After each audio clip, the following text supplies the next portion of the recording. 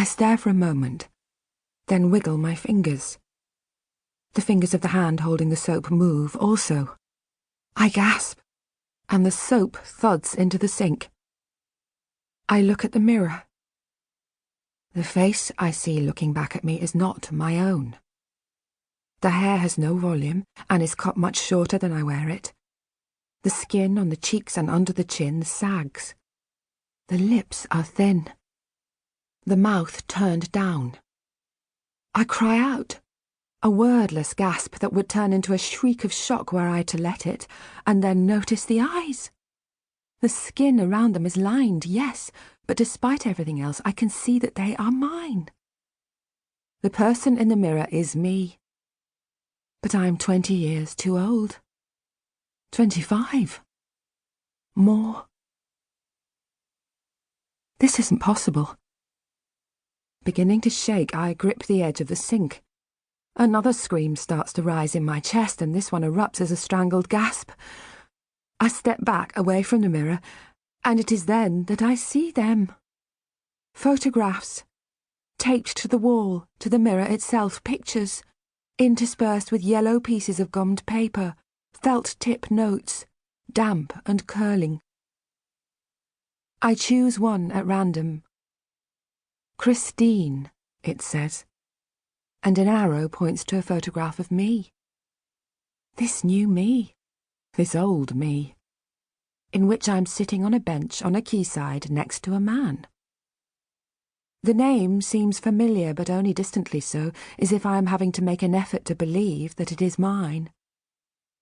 In the photograph we're both smiling at the camera, holding hands. He is handsome, attractive, and when I look closely I can see that it is the same man I slept with, the one I left in the bed. The word Ben is written beneath it, and next to it, your husband. I gasp and rip it off the wall. No, I think, no, it can't be. I scan the rest of the pictures. They are all of me, and him. In one I'm wearing an ugly dress and unwrapping a present. In another, both of us wear matching weatherproof jackets and stand in front of a waterfall as a small dog sniffs at our feet. Next to it is a picture of me sitting beside him, sipping a glass of orange juice, wearing the dressing gown I have seen in the bedroom next door. I step back further until I feel cold tiles against my back. It is then I get the glimmer that I associate with memory. As my mind tries to settle on it, it flutters away like ashes caught in a breeze, and I realise that in my life there is a then, a before, though before what I cannot say, and there is a now, and there is nothing between the two but a long, silent emptiness that has led me here, to me and him, in this house. I go back into the bedroom. I still have the picture in my hand, the one of me and the man I'd woken up with, and I hold it in front of me. "What's going on?" I say. I'm screaming. Tears run down my face.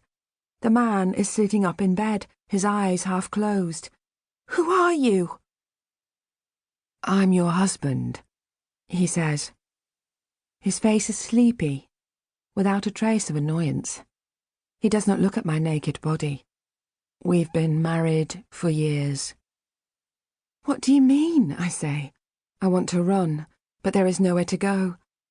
"Married for years, what do you mean?" He stands up. "Here," he says, and passes me the dressing gown, waiting while I put it on. He is wearing pyjama trousers that are too big for him, a white vest. He reminds me of my father. "We got married in 1985, he says. 20 years ago, you—" "What?" I feel the blood drain from my face, the room begin to spin. A clock ticks somewhere in the house and it sounds as loud as a hammer. "But," he takes a step towards me, "how?" "Christine, you're 47 now," he says. I look at him, this stranger who is smiling at me. I don't want to believe him, don't want even to hear what he's saying, but he carries on. "You had an accident."